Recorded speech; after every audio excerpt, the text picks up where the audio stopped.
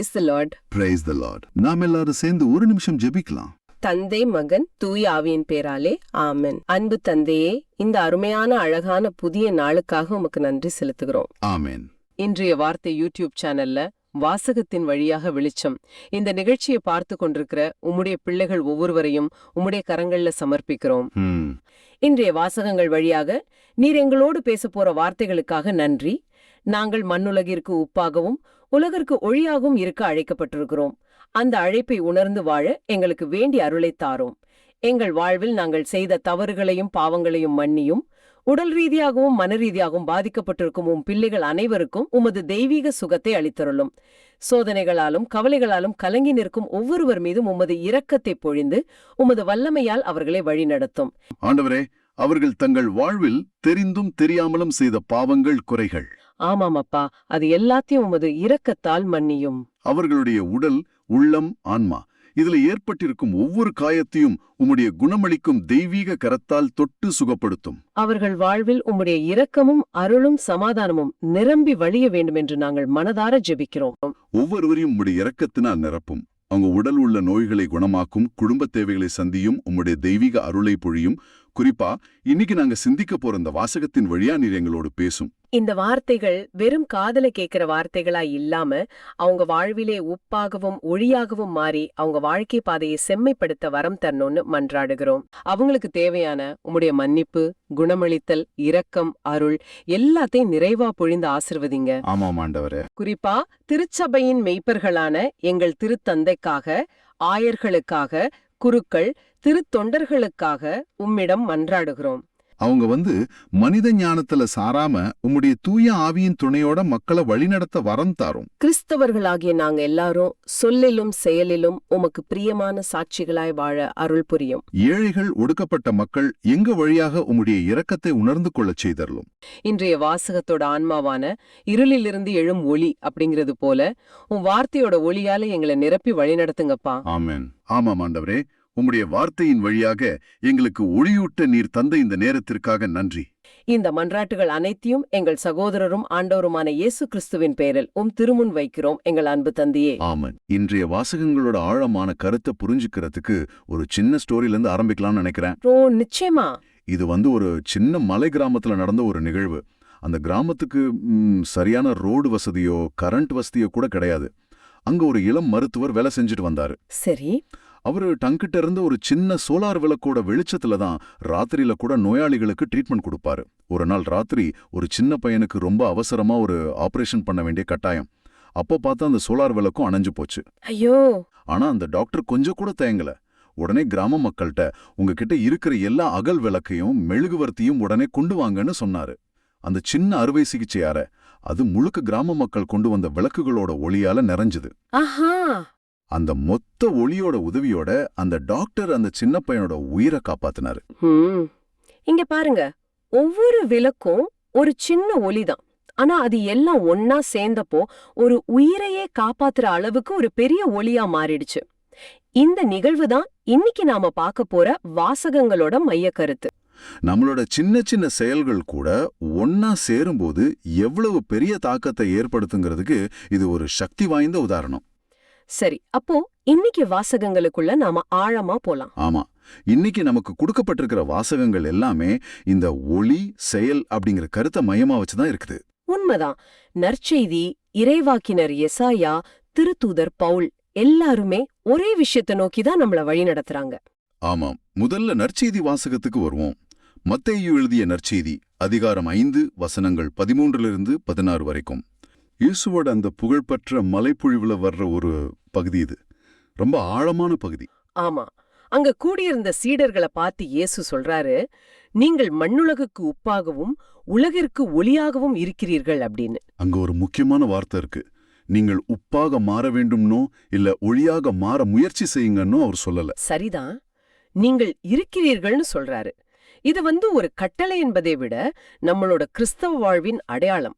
இத பத்தி தான் இன்னைக்கு ஆழமா பார்க்க போறோம். ஆமா, திருமொழிக்கின் வழியா நம்ம ஒவ்வொருவருக்குள்ளும் கடவுள் உப்பின் சுவலியும் ஒளியின் பிரகாசத்தையும் வச்சிருக்காரு. நம்ம கிட்ட இருக்கிற உலக ஆசைகள், தீய எண்ணங்கள், அகந்தை, இந்த மாதிரி தேவையற்ற பகுதிகளை நம்ம செதுக்கி எடுத்தா போதும். நமக்குள் இருக்கிற அந்த கிறிஸ்தவ அடையாளம் இயல்பாகவே பிரகாசமா வெளிப்படும். ஆமா, அதத்தான் இன்றைய வாசகம் நமக்கு ரொம்ப ஆணித்தரமா நினைவுபடுத்துது. ரொம்ப அருமையான ஒப்பீடு. அப்போ நம்ம வாசகத்தோட முதல் பகுதிக்கு போவோம். வசனம் 13 நான் வாசிக்கிறேன். நீங்கள் மண்ணுலகுக்கு உப்பாயிருக்கிறீர்கள். உப்பு உவர்பற்று போனால் எதைக் கொண்டு அதை உவர்ப்புள்ளதாக்க முடியும்? அது வெளியே கொட்டப்பட்டு மனிதரால் மிதிப்படும், வேறு ஒன்றுக்கும் உதவாது. இங்க இயேசு ஏன் உப்ப குறிப்பிடுறாரு? மத்த எதையும் சொல்லாம உப்ப சொல்றதுக்கு என்ன காரணம்? இது ஒரு நல்ல கேள்வி. இந்த வார்த்தைகளோட ஆழம் புரியணும்னா நாம இயேசு வாழ்ந்த காலத்துல உப்போட மதிப்பை முதல்ல தெரிஞ்சுக்கணும். ஆமா, அது ரொம்ப முக்கியம். இன்னைக்கு நமக்கு உப்புங்கிறது ரொம்ப சாதாரணமா கிடைக்கிற ஒரு பொருள். ஆனா அந்த காலத்துல அது கிட்டத்தட்ட தங்கம் மாதிரி, ரொம்ப மதிப்பு மிக்கது. ரோம படைவீரர்களுக்கு சில சமயம் சம்பளமே உப்பாதான் கொடுக்கப்பட்டது. அப்படியா? ஆமா, சலாரியம் அப்படிங்கிற ஆங்கில வார்த்தை கூட சலாரியம் அப்படிங்கிற லத்தீன் வார்த்தையிலிருந்து தான் வந்துச்சு. அதோட அர்த்தம் உப்பு பணம். ஓ, இது புது தகவலா இருக்கு. அப்போ அதோட மதிப்பு மட்டும் இல்லாம அதுக்கு சில முக்கியமான வேலைகளும் இருந்துச்சு இல்லையா? கரெக்ட். 2 முக்கியமான பணிகள். முதல்ல உணவு கெட்டு போகாம பாதுகாக்கிறது. ஆமா, பிரிசர்வேட்டிவ். அந்த காலத்துல ஃப்ரிட்ஜ் எல்லாம் கிடையாது. அதனால இறைச்சி, மீன் இதையெல்லாம் நீண்ட நாள் பாதுகாக்க உப்பு தான் ஒரே வழி. உப்பு அதுல இருக்கிற பாக்டீரியாவை அழிச்சு அது கெட்டு போகாம பாத்துக்கும். இத நம்ம ஆன்மீக வாழ்வோட ஒப்பிட்டு பார்த்தா, நாம இந்த உலகத்துல தார்மீக சிதைவு, ஆன்மீக சீரழிவு இதெல்லாம் வராம தடுக்கிற ஒரு சக்தியா இருக்கணும்னு இயேசு சொல்றாரு. அப்படிதானே? மிகச்சரியா சொன்னீங்க. நம்மை சுத்தி அநீதி, பொய், வெறுப்பு இதெல்லாம் பெருகும்போது நாம அமைதியா இல்லாம அதை தடுக்கிற ஒரு தடுப்புச் சுவரா இருக்கணும். இது உப்போட முதல் பணி. இரண்டாவது பணி சுவையூட்டுறது. உப்பு இல்லாத பண்டம் குப்பையிலேன்னு சொல்லுவாங்க தானே? ஆமா. ஒரு சிட்டிகை உப்பு ஒரு சாப்பாட்டோட முழு சுவையையும் மாத்திடும். அதை சாப்பிடுறதுக்கே தகுதியானதா மாத்தும். அதுபோல கிறிஸ்துவர்கள் தாங்கள் வாழ்கிற சமூகத்துக்கு, வேலை செய்யற இடத்துக்கு, குடும்பத்துக்கு ஒரு புதிய சுவையை கொடுக்கணும், ஒரு அர்த்தத்தை கொடுக்கணும். ஆமா, நம்மளோட பிரசன்னம் மத்தவங்களுக்கு மகிழ்ச்சியையும் நம்பிக்கையும் அன்பையும் கொடுக்கறதா இருக்கணும். நாம இருக்கிற இடத்துல கசப்புணர்வும் சண்டையும் தான் இருக்குன்னா நாம நம்ம உப்புத்தன்மையை இழந்துட்டோம்னு அர்த்தம். இதுல கவனிக்க வேண்டிய மிக முக்கியமான ஒரு விஷயம் இருக்கு. இயேசு நீங்க உப்பா மாறணும் என்றோ உப்பா மாற முயற்சி பண்ணுங்க என்றோ சொல்லல. ஆமா, அது ரொம்ப முக்கியமான பாயிண்ட். அவர் நீங்கள் உப்பாய் இருக்கிறீர்கள்னு சொல்றாரு. இது ஒரு உண்மை, நம்மளோட அடையாளம். அதாவது திருமுழுக்கு பெற்ற அந்த க்ஷணத்திலேயே கிறிஸ்துவின் வழியா இந்த உப்புத்தன்மை நமக்கு கொடுக்கப்பட்டுடுச்சு. அது நமக்குள்ள ஏற்கனவே இருக்கு. ஆமா, நாம புதுசா எதையும் சம்பாதிக்க தேவையில்லை. நமக்குள்ளே இருக்கிற அந்த அடையாளத்தை உணர்ந்து அதுபடி வாழ்ந்தா மட்டும் போதும். கரெக்ட். ஆனா அதே நேரத்துல இயேசு ஒரு கடுமையான எச்சரிக்கையும் கொடுக்கிறாரு. உப்பு உவர்பற்று போனால் எதை கொண்டு அதை உவப்புள்ளதாக்க முடியும்? அதாவது அறிவியல் ரீதியா பார்த்தா தூய சோடியம் குளோரைடு, அதாவது NaCl அதோட தன்மையை இழக்காது. ஆனா அந்த காலத்துல பயன்படுத்தப்பட்ட உப்பு கடல்ல இருந்தோ சுரங்கங்கள்ல இருந்தோ எடுக்கப்பட்டது. ஓ, அது தூய்மையான உப்பா இருக்காது. ஆமா, அதுல நிறைய தாதுக்களும் மாசுகளும் கலந்திருக்கும். ஈரப்பதன் காரணமாவோ இல்ல சரியா பாதுகாக்காததுனாலயோ அதுல இருக்கிற உப்புத்தன்மை போயிடும், வெறும் தூசு மாதிரி மிஞ்சும். புரியுது. சரி, ஒரு கிறிஸ்தவர் தன்னோட உப்புத்தன்மையை இழக்கிறதுனா என்ன? அதுதான் இன்னைக்கு நாம சந்திக்கிற மிகப்பெரிய சவால். உலகத்தோட போக்குக்கு ஏத்த மாதிரி சமரசம் செஞ்சுக்கிறது. ஒரு தப்பு நடக்கும்போது நமக்கு என்ன வந்ததுன்னு ஒதுங்கிக்கிறது. அநீதியை கண்டும் காணாம இருக்கிறது. பேருக்கு மட்டும் ஞாயிற்றுக்கிழமை திருப்பலிக்க போயிட்டு மத்த நாட்கள்ல உலக போக்கின்படி வாழ்றது. இப்படி நம்மளோட தனிப்பட்ட கிறிஸ்தவ அடையாளத்தையும் சமூகத்துல நம்ம ஏற்படுத்த வேண்டிய தாக்கத்தையும் இழந்துடுறதுதான் உவர்பற்று போவது. அதோட விளைவையும் இயேசு தெளிவா சொல்றாரு. ஆமா, அது வெளியே கொட்டப்பட்டு மனிதரால் மிதிப்படும், வேற ஒன்றுக்கும் உதவாது. எவ்வளவு கடுமையான வார்த்தைகள் பாருங்க. ஆமா, ரொம்ப கடுமையான எச்சரிக்கை. சுவை இழந்த உப்பு குப்பையில கொட்டப்பட்டு மிதிபடும். அதுபோல தன்னோட கிறிஸ்தவ அடையாளத்தை இழந்து சாட்சிய வாழ்வு வாழ தவறும் கிறிஸ்தவர்கள் கடவுளோட திட்டத்துக்கும் பயன்பட மாட்டாங்க, இந்த உலகத்துக்கும் எந்த நன்மையும் செய்ய மாட்டாங்க. இது கடமைக்காக வாழ்ற ஒவ்வொரு கிறிஸ்தவருக்கும் ஆண்டவர் கொடுக்கிற ஒரு எச்சரிக்கை மணி. நிச்சயமா. உப்பாக இருந்து உலகத்தை பாதுகாக்கிறது, சுவை கூட்டுறது, இதெல்லாம் நம்மளோட ஒரு பணி. இது பெரும்பாலும் மறைமுகமா உள்ள இருந்து செயல்படுறது. ஆனா இயேசு அடுத்ததா நம்மள ஒளியா இருக்க அழைக்கிறாரு.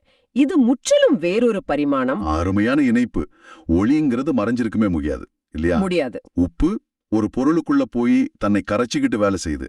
ஆனா ஒளி தன்னோட இருப்ப வெளிப்படையா அறிவிச்சு இருட்ட விரட்டுது. சரி, இந்த ஒளி எங்கிருந்து வருது? இயேசு கிட்ட இருந்து. ஆமா, இன்றைய நற்செய்தி வாழ்த்தொழியில நாம வாசிக்கிற மாதிரி யோவான் நற்செய்தி அதிகாரம் 8:12 இயேசு சொல்றாரு, உலகருக்கு ஒளி நானே, என்னை பின்தொடர்பவர் இருளில் நடக்க மாட்டார். ஆக இந்த பிரபஞ்சத்தோட உண்மையான ஒளி இயேசு மட்டும்தான். அவர்தான் மூல ஒளி. அப்படி என்றால் நீங்கள் உலகிற்கு ஒளின்னு இயேசு சொல்றதோட அர்த்தம் என்ன? நாம எப்படி ஒளியா இருக்க முடியும்? இதுக்கு ஒரு அழகான உதாரணம் இருக்கு. சந்திரன். நீலா? ஆமா, நிலாவுக்குன்னு சொந்தமா ஒளி கிடையாது. அது சூரியனோட ஒளிய வாங்கி பூமிக்கு பிரதிபலிக்குது. அதுபோல நமக்கு சொந்தமா ஆன்மீக ஒளி எதுவும் இல்ல. நாம மூல ஒளியான இயேசுவோடு இணைஞ்சிருக்கும் போது அவரோட ஒளிய நாம பெற்று இந்த உலகத்துக்கு பிரதிபலிக்கிறோம். கிறிஸ்து நம்மில் வாழ்வதால். ஆமா, கிறிஸ்து நம்மில் வாழ்வதால் அவரோட பிரகாசம் நம்ம மூலமா வெளிப்படுது. இத விளக்க இயேசு 2 அருமையான உதாரணங்களை கொடுக்கறாரு. வசனம் 14ல மலை மேல் இருக்கும் நகர் மறைவா இருக்க இயலாதுன்னு சொல்றாரு. இந்த உதாரணத்தோட பின்னணியை பார்க்கணும். கலிலேய பகுதிகள்ல பல ஊர்கள் மலைகள் மேலதான் கட்டப்பட்டிருந்துச்சு. பகல் நேரங்கள்ல அந்த நகரங்கள் தூரத்திலிருந்து பாக்குறவங்களுக்கு தெளிவா தெரியும். இரவு நேரங்கள்ல அந்த வீடுகள்ல ஏத்துற விளக்குகளோட ஒளி பல மைல் தூரத்துக்கு பயணிகளுக்கு வழிகாட்டும். அதப்போல நம்ம கிறிஸ்தவ வாழ்வுங்கிறது வீட்டுக்குள்ள மறைச்சு வைக்க வேண்டிய ஒரு தனிப்பட்ட விஷயம் இல்ல. அது ஒரு பொது சாட்சியம். கரெக்டா சொன்னீங்க. அது மத்தவங்க பார்க்கும்படி, அவங்களுக்கு வழிகாட்டும்படி வாழ வேண்டிய ஒரு பொது சாட்சியம். நம்ம வாழ்க்கை முறை, நம்ம வார்த்தைகள், நம்ம செயல்கள் எல்லாமே மத்தவங்களால கவனிக்கப்படுது. அடுத்ததா வசனம் 15ல 2வது உதாரணத்தை சொல்றாரு. எவரும் விளக்கை ஏற்றி மரக்காலுக்குள் வைப்பதில்லை, மாறாக விளக்குத்தண்டின் மீதே வைப்பர். மரக்காலங்கிறது தானியங்களை அளக்க பயன்படுத்துற ஒரு பெரிய கூடை மாதிரி.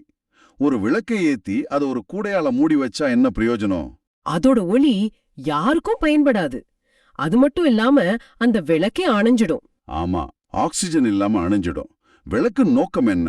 அதை ஏத்துனவருக்கு மட்டும் ஒளி தர்றது இல்ல, மாறாக அது வீட்டில் உள்ள அனைவருக்கும் ஒளி தரும்னு இயேசு தெளிவா சொல்றாரு. அப்போ கடவுள் நமக்கு கொடுத்திருக்கிற விசுவாசங்கிற ஒளியும் நற்செயல்கள்ங்கிற பிரகாசமும் நமக்காக மட்டும் இல்ல.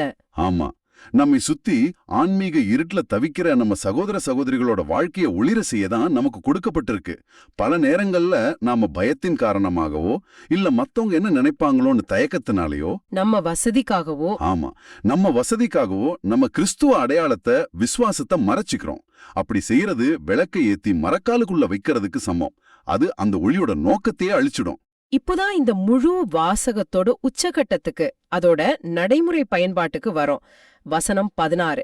இயேசு ஒரு கட்டளையா சொல்றாரு, இவ்வாறு உங்கள் ஒளி மனிதர் முன் ஒளிர்க. இது ஒரு வேண்டுகோள் இல்ல, ஒரு கட்டளை. ஆமா. சரி, நம்ம ஒளி எப்படி மத்தவங்க முன்னாடி ஒளிரும்? வெறுமனே நான் ஒரு கிறிஸ்தவன் சொல்றதால மட்டுமா? இல்ல, இயேசு அதுக்கான வழியையும் தெளிவா சொல்றாரு. அப்பொழுது அவர்கள் உங்கள் நற்செயல்களை கண்டு. இதுதான் ரொம்ப முக்கியமான பகுதி. நம்ம ஒளி நம்ம செயல்கள் வழியாதான் பிரகாசிக்கணும். நிச்சயமா. ஆமா, நம்ம அன்பு, பிறரை தீர்ப்பு சொல்லாத இரக்கம், ஏழைகளுக்கு உதவுற மனப்பான்மை, நம்மள துன்புறுத்துறவங்களையும் மன்னிக்கிற குணம், நம்ம தொழில்ல காட்டுற நேர்மை, குடும்பத்துல நாம காட்டுற பொறுமை, இந்த நற்செயல்கள் மூலமாதான் நம்ம ஒளி பிரகாசிக்குது. கரெக்ட். திருத்தூதர் யாக்கோபு சொல்ற மாதிரி, செயல்கள் இல்லாத விசுவாசம் தன்னிலே உயிரற்றது. வெறும் வார்த்தைகளால இல்ல, வாழ்ந்து காட்டப்படுற செயல்களால நிரூபிக்கப்படுற விசுவாசம்தான் உண்மையான பிரகாசமான ஒளி. அந்த ஒளியோட இறுதி நோக்கம் என்ன என்பதையும் இயேசு அதே வசனத்துல அழகா முடிக்கிறாரு. உங்கள் விண்ணகத் தந்தையை போற்றி புகழ்வார்கள். இதுதான் கிறிஸ்தவ சாட்சிய வாழ்வோட மகுடம். ஆமா, நம்ம செயல்களோட நோக்கம் நமக்கு புகழ் சேர்க்கிறதோ, மக்கள் நம்மள நல்லவர்னு பாராட்டுறதோ இல்ல. மாறாக நம்ம நல்ல செயல்களை பாக்குற மக்கள், இப்படிப்பட்ட நல்ல மனிதர்களை உருவாக்கிய அந்த கடவுள் எவ்வளவு பெரியவராய் இருக்கணும்னு அவங்க கடவுளை நோக்கி திரும்பணும். ஆமா, நமக்கு இந்த ஒளியை கொடுத்த விண்ணகத் தந்தையை நோக்கி திரும்பணும். நம்ம வாழ்க்கை கடவுளுக்கு மகிமை சேர்க்கிற ஒரு கருவியா மட்டும்தான் இருக்கணும். சுருக்கமா சொல்லணும்னா, இயேசு இன்னைக்கு நமக்கு 2 பெரிய பொறுப்புகளையும் அதுக்கு இணையான அடையாளங்களையும் தர்றாரு.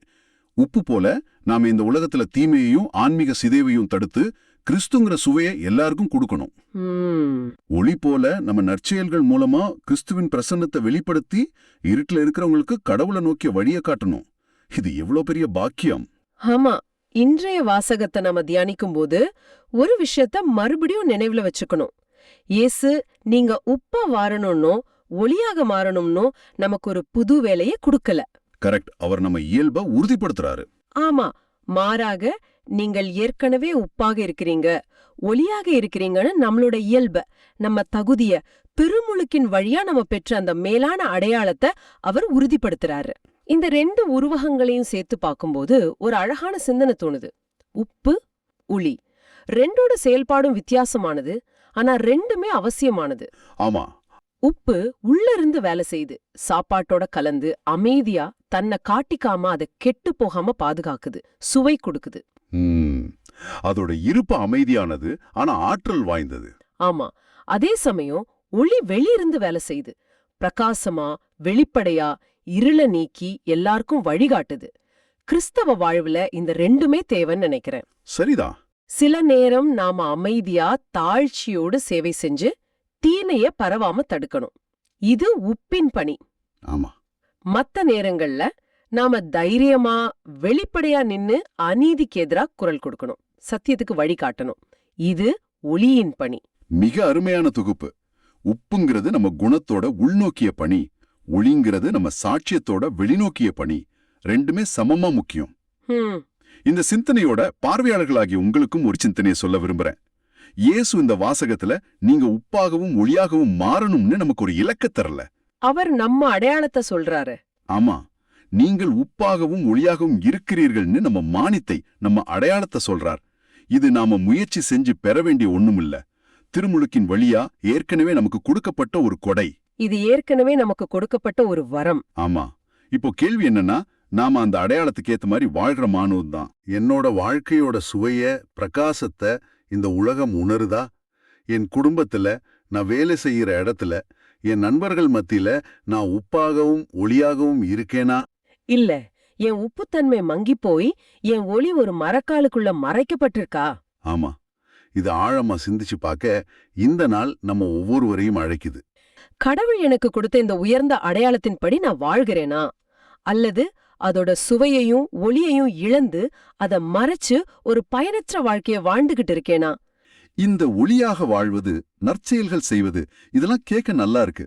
ஆனா நடைமுறையில இது எப்படின்னு கொஞ்சம் விளக்க முடியுமா? நிச்சயமா. இதுக்கு வாசகம் ரொம்ப தெளிவா ஒரு பிராக்டிக்கல் கைடு மாதிரி பதில் சொல்லுது. ஆமா.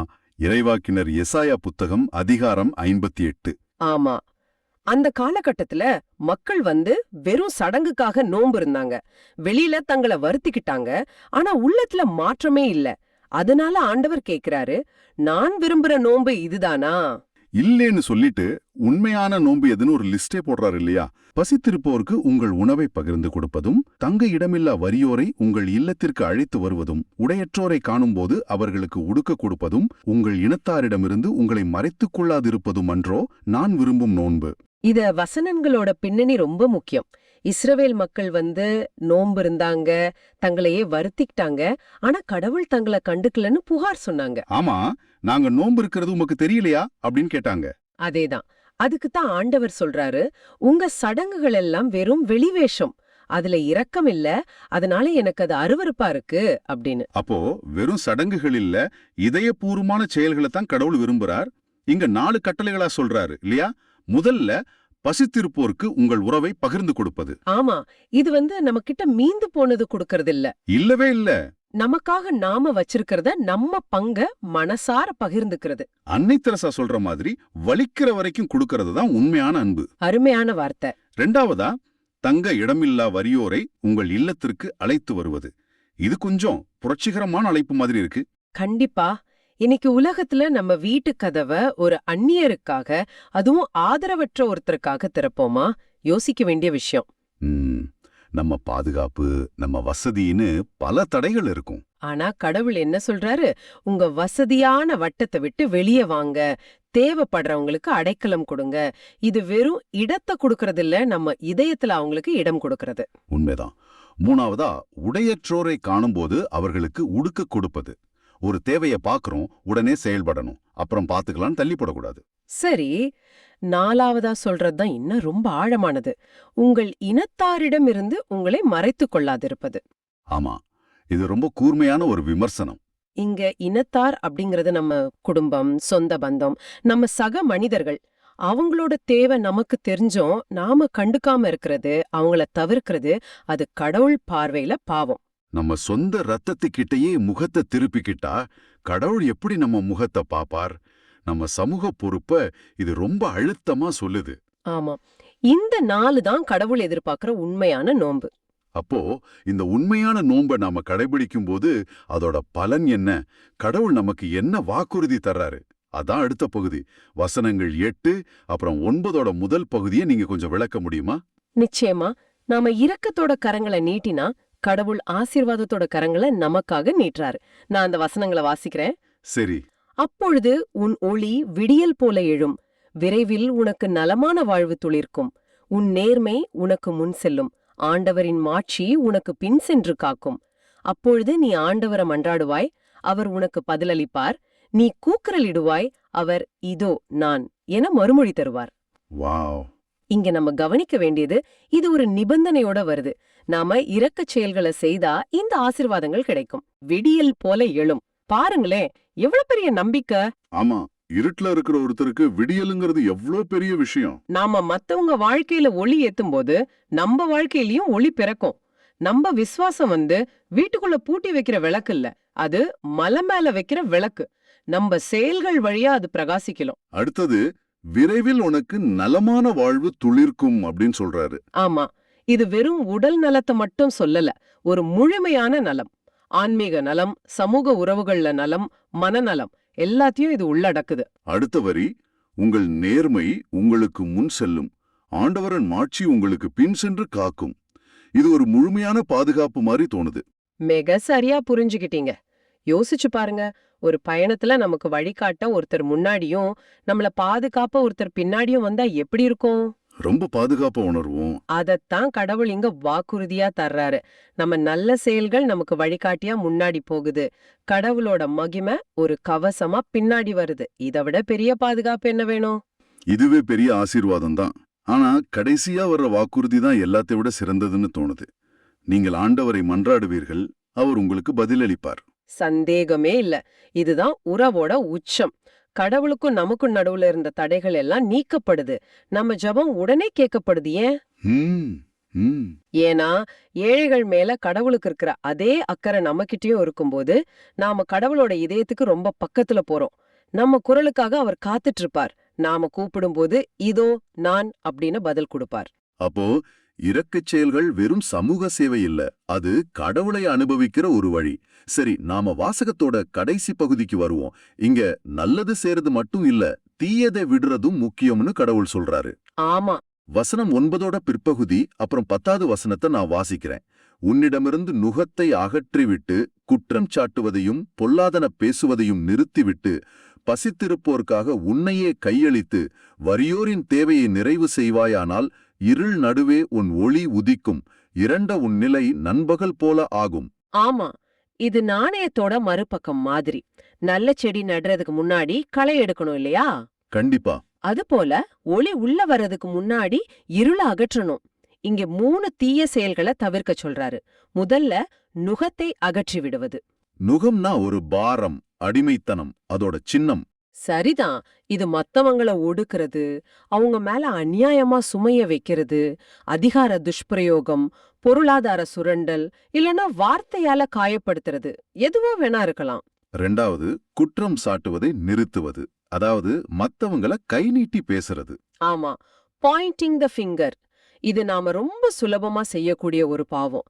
மத்தவங்கள பத்தி தீர்ப்பு சொல்றது, பழி போடுறது, இது உறவுகளையே அரிச்சிடும். 3வது, பொல்லாதன பேசுவதை நிறுத்துவது. இதுல புறம் பேசுறது, வதந்தி பரப்புவது, காயப்படுத்துற வார்த்தைகள் சொல்றதுன்னு எல்லாமே அடங்கும். இந்த 3 தீய பழக்கத்தையும் நாம கைவிடணும். அப்படி அந்த தீமைகளை விடும்போதுதான் நன்மைகளை செய்ய ஒரு நல்ல இதயம் நமக்கு கிடைக்கும். 10வது வசனம் அத பத்தி பேசுது. ஆமா, பசி திருப்போர்க்காக உன்னையே கையளித்து. இங்க உன்னையே கையளிப்பதுங்கிற வார்த்தை ரொம்ப முக்கியம். இது வெறும் பணத்தையோ பொருளையோ கொடுக்கறத விட மேலானது. நம்ம நேரத்தை, நம்ம கவனத்தை, நம்ம இரக்கத்தை, ஏன் நம்மளையே அவங்களுக்கு அங்க கொடுக்கறது, ஒரு ஏழையோட உட்கார்ந்து பேசுறது, அவங்க கதைய கேக்குறது, அது நாம கொடுக்கற பணத்தை விட விலை மதிப்பில்லாதது. நிச்சயமா. அப்படி நாம நம்மையே கையளிக்கும் போது கிடைக்கிற பலன்தான் இந்த வாசகங்களோட உச்சம் இல்லையா? ஆமா, அதுதான் சிகரம்.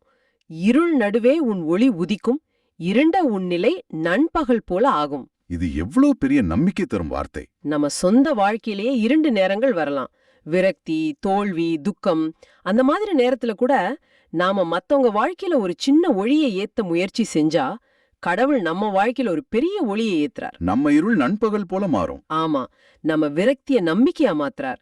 இதுதான் கடவுளோட வியத்தக கணிதம். நாம மத்தவங்க இருள போக்க முயற்சிக்கும் போது கடவுள் நம்ம இருள போக்குறார். ரொம்ப ஆழமான ஒரு விளக்கம். ஆக அன்பான நேயர்களே, இந்த வாசகம் இன்னைக்கு உங்களுக்கு என்ன சொல்லுதுன்னு யோசிச்சு பாருங்க.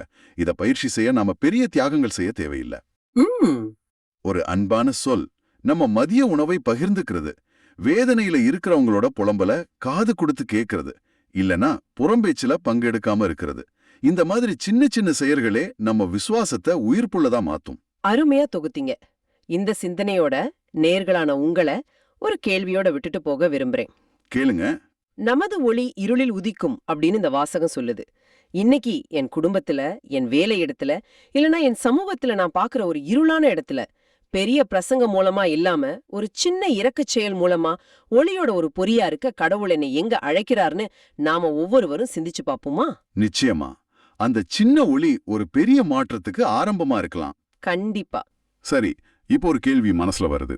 எஷாயா சொல்ற இந்த பெரிய லிஸ்ட பாக்கும்போது, இதெல்லாம் செய்ய எனக்கு எங்க சக்தி இருக்கு, ஏன் சொந்த பலத்துல இது முடியுமான்னு ஒரு சோர்வு வரலாம் இல்லையா?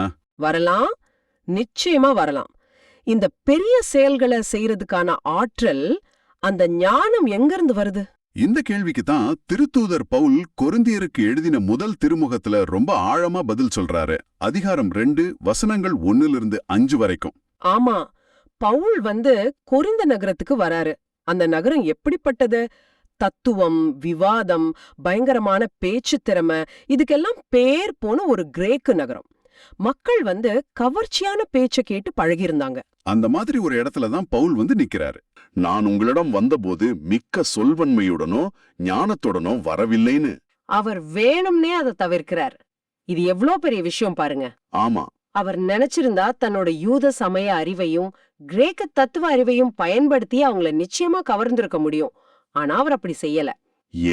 ஏன்னா பவுல் கொண்டு வந்த செய்தி அது அவரை பத்தினதில்ல, அது சிலுவையில அறையப்பட்ட இயேசுவ பத்தினது. சரி, ஒருவேளை அவர் தன் பேச்சாற்றலால மக்களை கவர்ந்திருந்தா அவங்களோட நம்பிக்கை பவுல்ங்கிற மனுஷன் மேல இருக்குமே தவிர அவர் அறிவிச்ச இயேசு மேல இருக்காது. கரெக்ட். அந்த நம்பிக்கை மனித ஞானத்துல அமைஞ்சிருக்கும். அது காலப்போக்குல மாறிடும். அதனாலதான் அவர் ஒரே ஒரு விஷயத்துல மட்டும் கவனம் செலுத்துறார், சிலுவையில் அறையப்பட்ட இயேசு. இதுதான் நம்ம கிறிஸ்தவ விசுவாசத்தோட அசைக்க முடியாத மையம். ரொம்ப சரியா சொன்னீங்க. உலகத்தோட பார்வையில சிலுவைங்கிறது ஒரு அவமானத்தோட சின்னம், ஒரு தோல்வியோட அடையாளம். ஆமா, எப்படி கடவுளோட மக இவ்வளவு பலவீனமா ஒரு குற்றவாளி மாதிரி சிலுவையில அறையப்பட முடியும்? இது மனுஷ அறிவுக்கு ஒரு முட்டாள்தனமா தான் தோணும். ஆனா பவுல் சொல்றார், இந்த முட்டாள்தனத்துலதான் கடவுளோட உண்மையான ஞானமும் மீட்போட வல்லமையும் மறைஞ்சிருக்குன்னு. அவர் மக்களோட கவனத்தை தங்கிட்ட இருந்து திருப்பி சிலுவையோட வல்லமை பக்கம் கொண்டு போறாரு. அப்போ இந்த முதல் பகுதி நமக்கு சொல்ற செய்தி ரொம்ப தெளிவு. நாம நற்செய்தியை அறிவிக்கும் போது, இல்ல நம்ம விசுவாசத்தை பத்தி மத்தவங்க கிட்ட பேசும்போதும் நம்ம அறிவை காட்டி அவங்கள அசத்த பாக்குறோமா? இல்ல, சிலுவையில அறையப்பட்ட இயேசுவோட அன்பையும் வல்லமையையும் முன்னிறுத்துறோமான்னு நம்மள நாமளே கேட்டுக்கணும். ஆமா, நம்ம நம்பிக்கை பவுல போல சிலுவை மேல மையம் கொண்டிருந்தா அது எப்பவுமே அசைக்க முடியாததா இருக்கும்.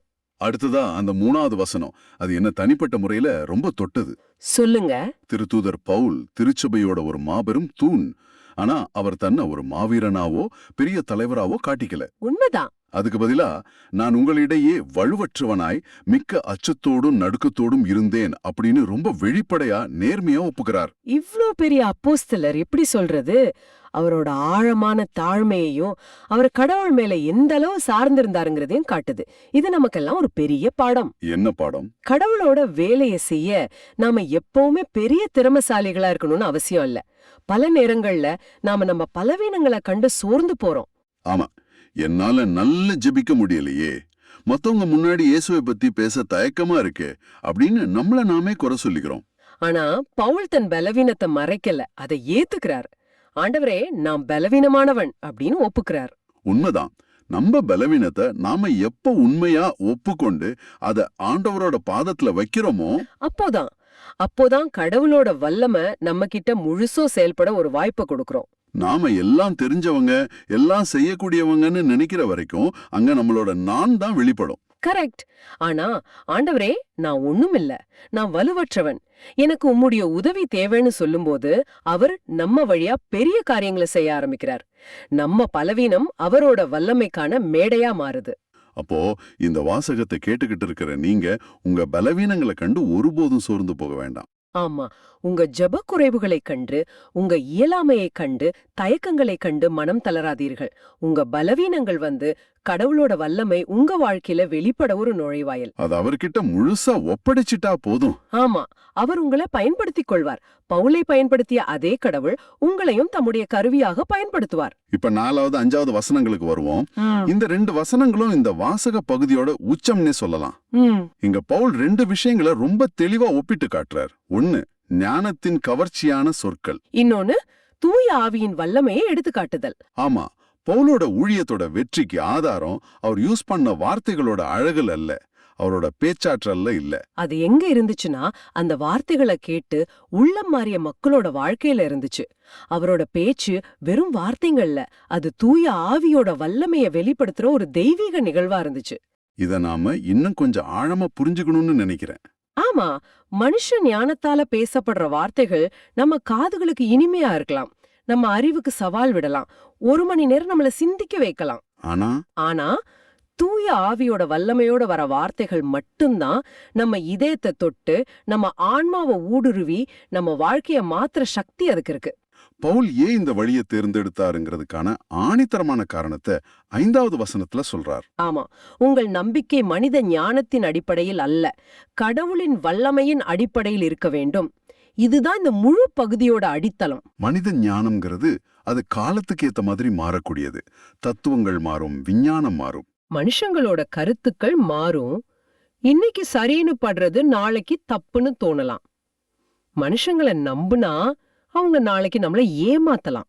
ஆனா கடவுளோட வல்லமை அது நிலையானது, மாறாதது, என்றென்றும் நிலைத்திருப்பது. ஆம், இது இந்த வாசகத்தின் வழியா ஆண்டவர் நம்ம ஒவ்வொருத்தரையும் பார்த்து கேட்கிற ஒரு கேள்வி. ஆமா, மகனே, மகளே, உன் நம்பிக்கை எதன் மீது கட்டப்பட்டுள்ளது?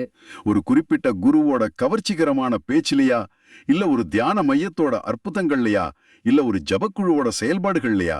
இவையெல்லாம் நம்ம விசுவாச வளர்ச்சிக்கு உதவுற கருவிகள் தான், அதுல சந்தேகமே இல்ல. ஆனா இதெல்லாம் அடித்தளம் கிடையாது. அடித்தளம் கடவுளின் வல்லமையாக மட்டுமே இருக்க முடியும்.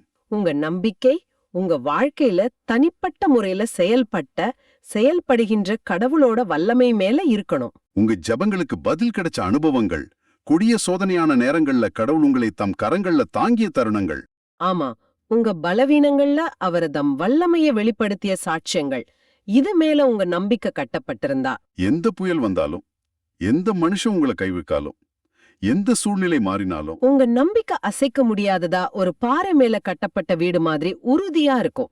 அப்போ நம்ம மத்தவங்க கிட்ட நம்ம விசுவாசத்தை பத்தி பேசும்போது நம்ம அறிவை காட்டி விவாதத்துல ஜெயிச்சா அவங்கள ஈர்க்க முயற்சிக்க கூடாது. அதுக்கு பதிலா தாழ்மையோட நம்ம வாழ்க்கையில இயேசு செஞ்ச அற்புதங்களை சொல்லி அவரோட வல்லமையை நோக்கி அவங்கள வழி நடத்தணும். நம்ம அனுபவத்தோட சாட்சியம் 1000 அறிவார்ந்த வார்த்தைகளை விட சக்தி வாய்ந்தது. ஏன்னா அதுல கடவுளோட வல்லமை இருக்கு. நிறைவா இந்த வாசகம் நம்மளோட பலவீனங்களை வெறுக்கவோ மறைக்கவோ சொல்லல. இல்ல, அதுக்கு பதிலா அவற்றை ஏத்துக்கிட்டு கடவுளோட கையில ஒரு கருவியா நம்மள ஒப்படைக்க அழைப்பு விடுக்குது. ஆண்டவரே, இது என் பலவீனம், என் தயக்கம், என் இயலாமை இதன் வழியாக உம்முடைய வல்லமை வெளிப்படட்டும் அப்படின்னு ஜெபிக்க நம்மளை அழைக்குது. ஆமா. அப்படி நாம நம்மள முழுமையா அர்ப்பணிக்கும் போது பவுலோட வாழ்க்கையில வெளிப்பட்டது போல கடவுளோட வல்லமை நம்ம வாழ்க்கையிலயும் வெளிப்படும். நிச்சயமா. இந்த உண்மையை நம்ம திருத்தந்தை பிரான்சிஸ் அவங்க ரொம்ப அழகா சொல்லுவாங்க. அது என்னுடைய ஒளி அல்ல, அது இயேசுவின் ஒளி. இயேசுவின் ஒளி எல்லாரையும் சென்றடைய நாம் கருவிகளாக இருக்கிறோம். நாம ஒளியோட மூலம் அல்ல, அதை பிரதிபலிக்கிற கருவிகள் மட்டும்தான். அருமை. சரி, இறுதியா இன்றைய பதிலுரை பாடலுக்கு வருவோம். திருப்பாடல் 112. இந்த திருப்பாடல் இன்னைக்கு நாம பார்த்த 3 வாசகங்களோட மொத்த சாரத்தையும் ஒன்னா சேர்த்து ஒளியா வாழற ஒரு நேர்மையாளரோட குணத்தை ஒரு படம் மாதிரி நமக்கு காட்டுது. இது ஒரு நேர்மையான கடவுள் மேல நம்பிக்கை கொண்ட ஒரு மனிதனோட பண்புகள் எப்படி இருக்கும், அது அவருக்கு எப்படிப்பட்ட ஒரு பாதுகாப்பையும் மாட்சியையும் கொடுக்குதுங்கிறத ரொம்ப அழகா விவரிக்குது. ஆமா, நாம அந்த பல்லவியிலிருந்தே ஆரம்பிக்கலாம். சரி. ஆண்டவருக்கு அஞ்சுவோருக்கு இருளில் ஒளி என மிளிர்வர். ஆண்டவர் மேல அன்பும் மரியாதையும் வச்சு வாழறவங்க இந்த உலகத்தோட இருட்டுல ஒரு வெளிச்சமா இருப்பாங்க. பாத்தீங்களா, இதுதான் இந்த முழு திருப்பாடலோட மைய கருத்து. ஆமா, அதாவது நேர்மையுள்ளவங்க பிரச்சனைகள் துன்பங்கள்ங்கிற அந்த இருள்ல மத்தவங்களுக்கு வழிகாட்டுற ஒரு ஒளியா இருப்பாங்கன்னு சொல்லுது. அப்போ அந்த ஒளியா இருக்கிறதுன்னா என்ன? அது எப்படி சாத்தியம்? அதுக்கான பதில் அடுத்த வசனங்கள்ல இருக்கு. வசனங்கள் 4 மற்றும் 5ல அத பார்க்கலாம். ரொம்ப அழகா சொல்லப்பட்டிருக்கு. ஒருத்தர் எப்படி ஒளியா இருக்க முடியும், அதுக்கு 3 வழிகளை இந்த வசனங்கள் காட்டுது. அருள், இரக்கம், அப்புறம் நீதி. ஆமா, அவங்க மத்தவங்க கிட்ட கருணையோடவும் இரக்கத்தோடவும் நடந்துக்குவாங்க. தேவைப்படுறவங்களுக்கு மனம் இறங்கி கடன் கொடுப்பாங்க. அது மட்டும் இல்லாம அவங்களோட எல்லா செயல்களையும், குறிப்பா வியாபாரம் மாதிரி விஷயங்கள்ல கூட நீதியோட நடந்துக்குவாங்க. அப்போ இது வெறும் தனிப்பட்ட பக்தி சம்பந்தப்பட்டது மட்டும் இல்ல. இல்லவே இல்ல. இது சமூகத்தோட எப்படி வாழணுங்கிறதையும் நமக்கு காட்டுது. சரி, இப்படிப்பட்ட ஒரு நேர்மையான வாழ்க்கை வாழ்றதோட பலன் என்ன? அதுதான் அடுத்த வசனங்கள்ல வருது. வசனங்கள் 6 மற்றும் 7. எந்நாளும் அவர்கள் அசைவுறார், நேர்மையுள்ளோர் மக்கள் மனத்தில் என்றும் வாழ்வர். தீமையான செய்தி எதுவும் அவர்களை அச்சுறுத்தாது, ஆண்டவரில் நம்பிக்கை கொள்வதால் அவர்கள் இதயம் உறுதியாயிருக்கும். இதுதான் இந்த வாழ்க்கையோட பலன். அவங்க அசைக்க முடியாத உறுதியோட இருப்பாங்க. எந்த ஒரு கெட்ட செய்தியை கேட்டோம் அவங்க பயப்பட மாட்டாங்க. இது எப்படி சாத்தியம்?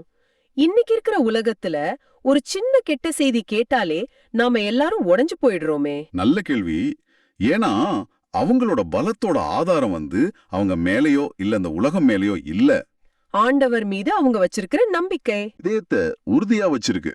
அதோட அவங்களோட நல்ல செயல்களால அவங்க மக்கள் மனசுல எப்போதுமே நிலைச்சு வாழ்வாங்க. ஆமா, அது உண்மைதான். சரி, அடுத்ததா வசனம் 8 மற்றும் 9க்கு போலாம். அவர்கள் நெஞ்சம் நிலையாயிருக்கும், அவர்களை அச்சம் மேற்கொள்ளாது, அவர்கள் வாரி வழங்கினர், ஏழைகளுக்கு ஈந்தனர், அவர்களது நீதி என்றென்றும் நிலைத்திருக்கும், அவர்களது வலிமை மாட்சியுடன் மேலோங்கும். இங்கேயும் பாருங்க, மறுபடியும் அவங்களோட அச்சமற்ற நிலையான உள்ளம் பத்தி வலியுறுத்தப்படுது. ஆமா, இதுக்கு காரணம் என்னன்னா அவங்க தங்களுக்குன்னு எதையும் சேர்த்து வைக்கிறது இல்ல, மாறாக ஏழைகளுக்கு வாரி வழங்குறாங்க. இந்த தாராள குணம்தான் அவங்களோட உண்மையான நீதின்னு இந்த வாசகம் சொல்லுது. மிகச்சரி. இந்த மாதிரி நீதியான செயல்களால அவங்களோட வலிமையும் புகழும் உலக மதிப்பீடுகளால இல்ல, கடவுளோட பார்வையில உயர்ந்து மாட்சியோட ஓங்கும். ஆமா, இதான ஒரு நிலையான மாட்சி. உலக புகழ் மாதிரி இன்னைக்கு இருந்து நாளைக்கு போறதில்ல. அப்போ இந்த திருப்பாடல் முழுக்க நாம பாக்குறது ஒரு சுழற்சி மாதிரி இருக்கு. ஆமா, எப்படி சொல்றீங்க? அதாவது நீதியா இருக்கிறது, இரக்கமா இருக்கிறது, இது ஒருத்தர் ஒளியா மாத்துது. அந்த ஒளி அவங்க மனசுக்கு உறுதியை கொடுக்குது. ஆமா, அந்த உறுதியான மனசு அவங்கள தாராள குணத்தோட இருக்க வைக்குது. அந்த தாராள குணம் மறுபடியும் அவங்களோட நீதியை நிலைநாட்டுது. ரொம்ப அழகா தொகுத்து சொன்னீங்க. இதுதான் அந்த வாழ்க்கை முறை, உன்னோட ஒண்ணு இணைஞ்சிருக்கு. கவனிச்சிங்களா? எசாயா சொன்ன அதே செயல்களை தான் இந்த திருப்பாடலும் சொல்லுது. ஆமா, செயல்ல வெளிப்படுற விசுவாசம். அப்போ இந்த 4 வாசகங்களையும் ஒன்னா சேர்த்து பார்க்கும்போது ஒரு முழுமையான படம் நமக்கு கிடைக்குது.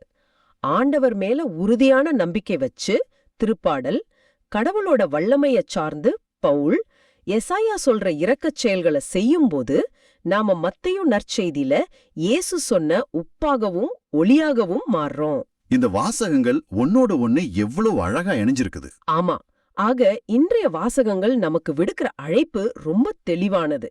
நாம இயேசுவோட ஒளிய பெத்துக்கிறதோட நின்னுடாம அந்த ஒளிய மத்தவங்களுக்கு கொடுக்கிற கருவிகளா மாறணும். அந்த மலை கிராமத்து மக்களோட அகல் விளக்குகள் மாதிரி. அது பெரிய இருளையே அகற்றிடும். இந்த வாரம் நீங்க உங்க குடும்பத்துல, வேலை செய்யற இடத்துல, இல்ல உங்க நண்பர்கள் மத்தியில எங்கேயாவது ஒரு சின்ன இருள் இருக்குதான்னு கொஞ்சம் யோசிச்சு பாருங்க. அது ஒரு உறவுல விரிசலா இருக்கலாம், ஒருத்தரோட தனிமையா இருக்கலாம், இல்ல ஒருத்தரோட தேவையை கண்டுக்காம இருக்கிற ஒரு சூழலா இருக்கலாம். அந்த இருளை நீக்கிற ஒரு சின்ன நற்செயல்ங்கிற ஒளிய உங்களால அங்க ஏத்த முடியுமா? அது ஒரு புன்னகையா, ஒரு ஆறுதலான வார்த்தையா கூட இருக்கலாம். அந்த சின்ன ஒளி விண்ணகத் தந்தையின் மாட்சியை வெளிப்படுத்தும்.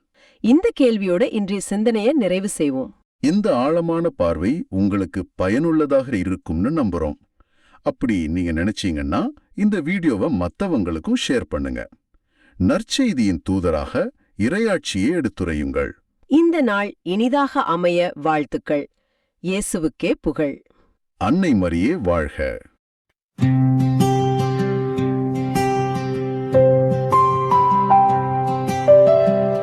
ஆண்டவருக்கு அஞ்சுவோம், இருளில் ஒளியேன நீளில்வள். ஆண்டவருக்கு அஞ்சுவோர்,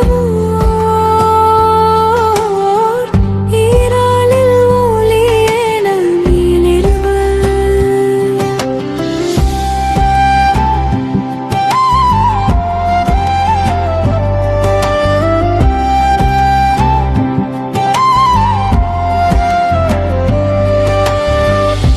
இருளில் ஒளியென அவர்கள் நேர்மையுள்ளவரிடை மேலிருவர். அருளும் இரக்கமும் நீதியும் உள்ளோராயிருப்பர். மனமிறங்கி கடன் கொடுக்கும் மனிதர் நன்மை அடைவர். அவர்கள் தம் அனுபவங்கள் நீதியுடன் செயல்படுவர். ஆண்டவருக்கு அஞ்சுவோர், இருளில் ஒளியேன மிளிர்வர்.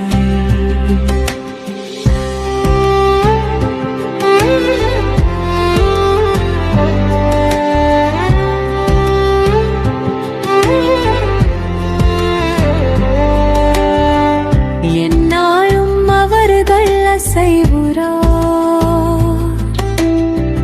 நேர்மையுள்ளோர் மக்கள் மனத்தில் என்று வாழ்வர்.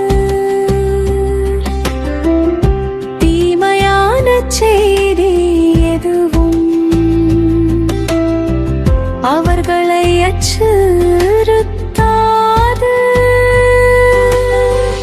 ஆறுகளிடம் நம்பிக்கை கொள்வதால் அவர்கள் இதயம் உறுதியாயிருக்கும். ஆண்டவருக்கு அஞ்சுவோர், இருளில் ஒளியேன மிளிர்வர்.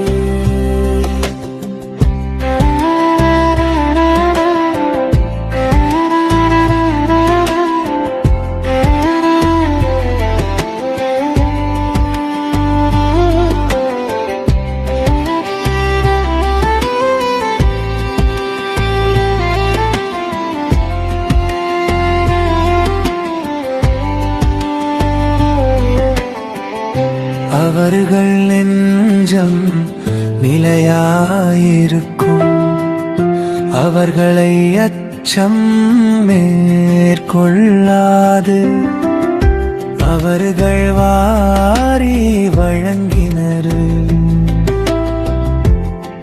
ஏழைகளுக்கு ஈந்தனர். அவர்களது நீதியம் எங்கும் நிலைத்திருக்கும். அவர்களது வலிமை மாட்சியுடன்